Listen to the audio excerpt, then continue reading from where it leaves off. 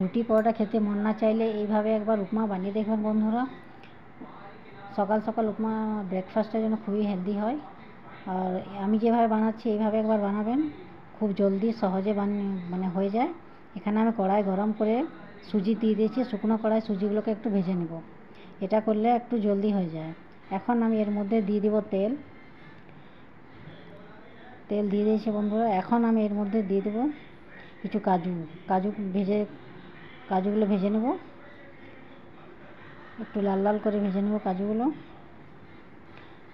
কাজুগুলো ভাজা হয়ে গেল। এখন আমি এগুলো তুলে নেব। তারপরে এর মধ্যে এখন আমি দিয়ে দেব কিছু বাদামগুলো একটু আমি ভেজে নেব। বাদামগুলো আমার ভাজা হয়ে গেছে, এখন আমি তুলে নেব। লাল লাল করে ভেজে নিয়েছি এগুলো। এখন এর মধ্যে এই তেলের মধ্যে আমি দিয়ে দেব কিছু সরষে, আর দিয়ে দেব কারি পাতা, আর দিয়ে দেব এখানে চেরা কাঁচা লঙ্কা, আর এখন দিয়ে দিচ্ছি পেঁয়াজগুলো একটু আমি ভেজে নিব। একটু ভাজা হয়ে গেলে আমি দিয়ে দেবো সবজিগুলো যেগুলো আমি কেটে রেখেছি। দিয়ে দিচ্ছি বিনস, গাজর, আর দিব এখানে আমি মটরশুঁটি।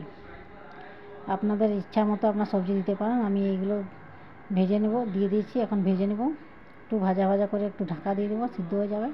তারপরে এগুলোর মধ্যে দিয়ে দেবো আমি ভেজে রাখা সুজিটা আমার আগে থেকে ভাজা আছে, তার জন্য বেশি ভাজতে হবে না। তো একটু নাড়াচাড়া করলে 5 মিনিটের মধ্যে হয়ে যাবে।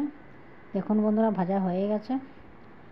এখন আমি এর মধ্যে দিয়ে দেবো আন্দাজ মতো জলটা একটু ফুটতে দেব।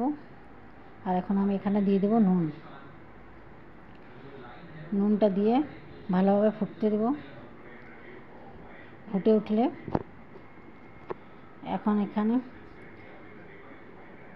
একটু ফুটেও, তারপরে এটাকে আবার নাড়াচাড়া করব, একটু যেমন শুকনো হয়ে আসে ধীরে ধীরে নাড়তে থাকবো।